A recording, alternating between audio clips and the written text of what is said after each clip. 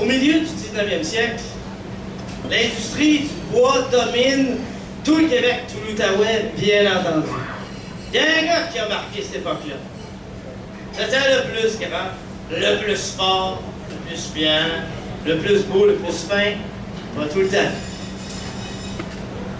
Le monde entier a chanté ses louanges à un moment. Ça se passait dans le temps, ça, madame, où on pouvait voir à tous les printemps le bois se marquer à toutes les rivières. Du bois jusqu'à Québec. Avant ça, on pouvait faire un pont, là, on aurait pu faire un pont de Québec jusqu'à La Rochelle dans le stade. C'était vraiment du bois, ça, madame. Attendez, on va vous raconter ça.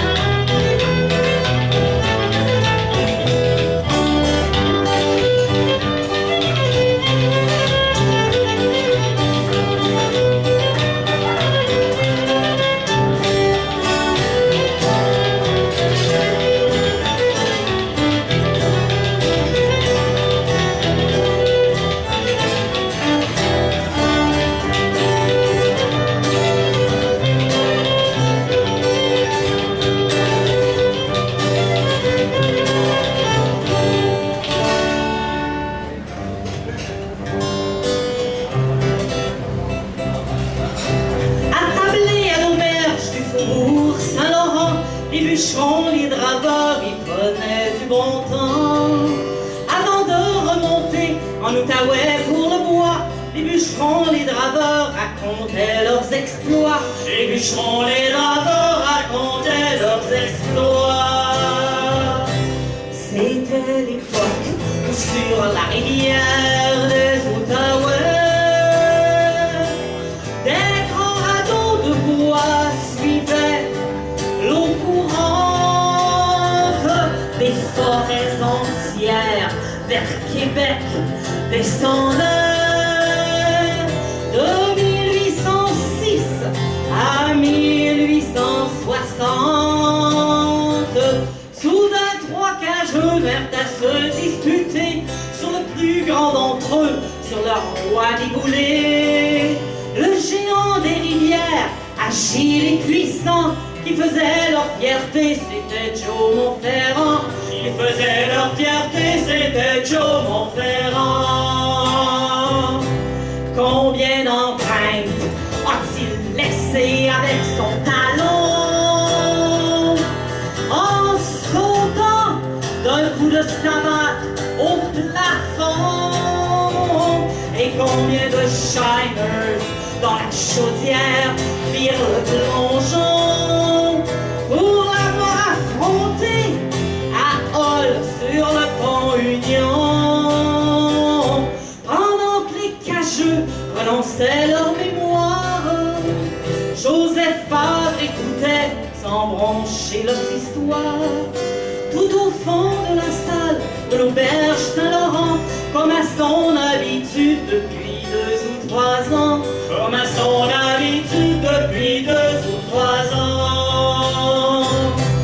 Mais ce jour-là, le vieux Favre paraît insulté. Il s'adresse à tous ces hommes rassemblés. C'est pas comme ça que les choses se sont passées. Moi, je vais vous dire ce qui est vraiment arrivé. Les draveurs étonnés éclatèrent d'un grand rire. Qu'est-ce qu'un petit vieux comme toi? C'est des coureurs des bois. Le vieil homme, lentement, se redresse et s'étire.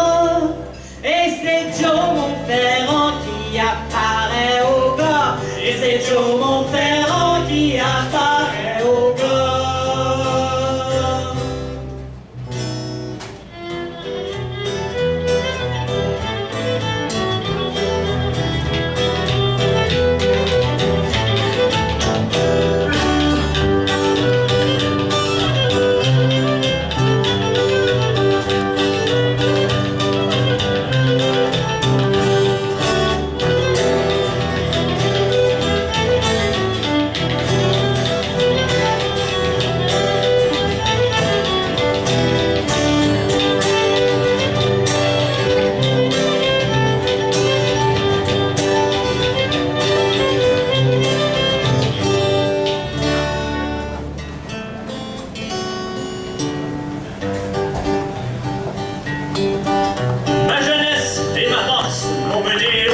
chantier et ma mère m'a appris à lire et à compter.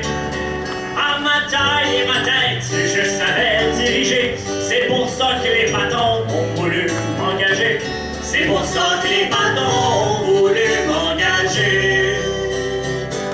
Ils m'ont dit, tu conduiras tous les hommes que tu peux trouver pour fendre du bois du réveil au coucher. Et c'est par centaines que je les ai recrutés pour monter avec eux au cœur des paliers. Rendu au chantier de la honte Gatineau, au royaume du boxonnage et des gamins, les gosses s'attaquaient à des tonnes de bio et vivaient entassés de l'automne au printemps. Et vivaient entassés de l'automne au printemps. Avec le dégel, les boucherons devenaient draveurs pour dompter la rivière qui transportait leur labeur.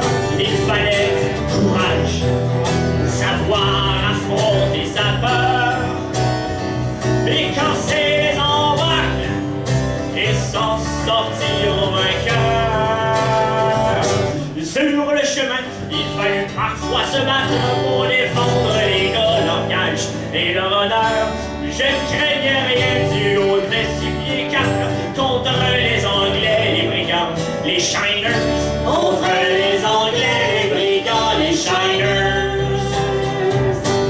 Mais le courage, je suis pas le seul à l'incarner.